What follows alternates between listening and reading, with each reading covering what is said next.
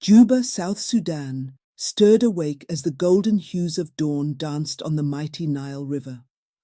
The waters moved with a quiet resolve, cradling life on its banks as fishermen paddled in simple canoes. On a rooftop overlooking the Nile, 15-year-old Amira worked tirelessly on her latest creation. Her small workshop was an organized chaos of wires, blueprints, and solar panels bathed in the soft light of the morning sun. Amira's fingers were stained with ink as she sketched the final details of her eco-friendly satellite prototype, Sky Messenger. The satellite's mission was ambitious, monitoring the Nile Basin's health by tracking water levels, pollution, and climate patterns. Her best friend Niamah lounged nearby, munching on roasted groundnuts. "Amira, you really think this thing will fly? It looks like a kite that got into a fight with a solar panel." Amira laughed, brushing her hair from her face. "Niamah, this isn't just any satellite. It's a guardian for the Nile.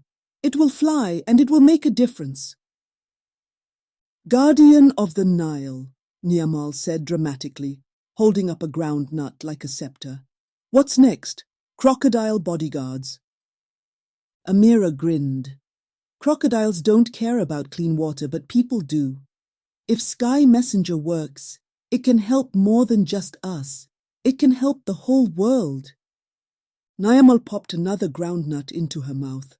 "Just don't make it zap anyone. Remember Bobo's crocodile zapper disaster?" They burst into laughter, their voices mingling with the sounds of the bustling city below. The Nile stretched beyond them, a reminder of their mission, to protect its flow for generations to come. Amira's ambitious project soon drew international attention. Her detailed proposal for Sky Messenger reached scientists around the world. Before long, her humble rooftop became a hub of innovation. From New Zealand arrived Te Paora, a Maori scientist specializing in renewable energy.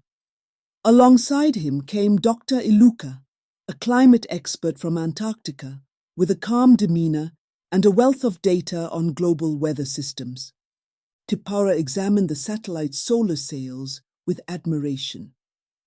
"These remind me of our ancestors' waka sails," he said. "They harness the wind to navigate the seas. Your sails harness the sun to navigate the skies. Brilliant!" Amira beamed with pride. "We all navigate in different ways. This satellite is our way of navigating the future." Dr. Iluka added, "Sky Messenger is more than just a satellite. It's a bridge connecting the Nile to the ice caps, the savannah to the ocean. It shows how deeply interconnected we all are." The rooftop workshop buzzed with activity. Local children stopped by, offering enthusiastic advice and curious questions.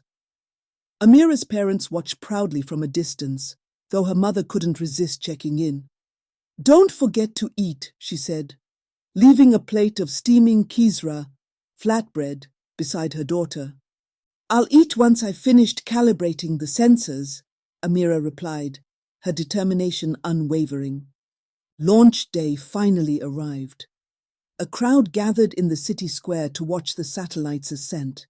Sky Messenger lifted into the sky, its solar sails gleaming like wings. The crowd erupted in cheers as it disappeared into orbit, ready to fulfill its mission. Weeks after the launch, disaster struck. A massive solar storm swept across the Earth, wreaking havoc on satellites and communication networks. Planes were grounded, GPS systems failed, and even Sky Messenger went offline. Amira sat in her workshop, staring at the blank monitor in disbelief. "How do we fix this?" she asked, her voice barely above a whisper. "Sky Messenger was our only tool." Niamah, ever practical, leaned against the table. "What about the old ways? Our ancestors didn't have satellites, but they knew the Nile better than anyone." Te Paora nodded thoughtfully. "Celestial navigation might be the answer. If we combine that with Sky Messenger's pre-storm data, We could recalibrate it manually, Dr. Iluka chimed in. This is a rare opportunity to blend ancient wisdom with modern science. Let's give it a try. Amira's resolve hardened. Let's get to work. Under a canopy of stars, the team gathered on the rooftop.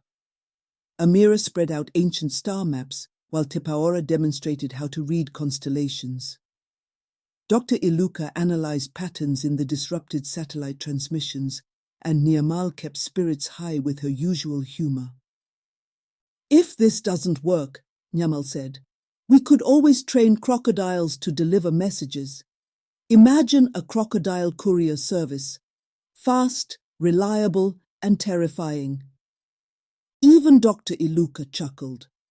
I think I'd prefer the satellite. Amira worked methodically, entering recalibration commands into the system. The team held their breath as the monitor flickered to life.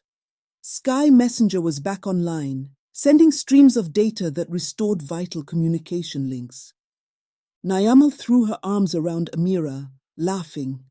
The Nile never gives up, and neither do we. News of Sky Messenger's recovery spread worldwide, and Amira became an overnight sensation. At a global summit in Geneva, she stood before an audience of leaders, scientists, and young innovators. The Nile teaches us that we are all connected, she said. When we combine the wisdom of our ancestors with the tools of today, there is no challenge we cannot overcome. The crowd erupted in applause. Tipaora and Dr. Iluka stood proudly beside her, representing the unity of cultures and disciplines that had made the project possible. Amira's story inspired children across the globe. Letters poured in from young dreamers who saw themselves in her, bold, determined, and ready to make a difference. Her rooftop lab became a hub for workshops where she taught kids about science, sustainability, and the importance of protecting their heritage. Back in Juba, Amira dedicated herself to teaching the next generation. She launched a series of community programs, blending modern technology with traditional knowledge. The Nile, the stars, and Sky Messenger became symbols of hope and resilience for the people of South Sudan. One evening, as Amira and Niamal gazed through a telescope at Sky Messenger's orbit, Niamal joked, "Do you think it gets lonely up there?" Amira smiled. It knows its mission, to watch over us, and it knows it's never alone. The two friends sat quietly, the Nile's gentle murmur a reminder that their work had only just begun.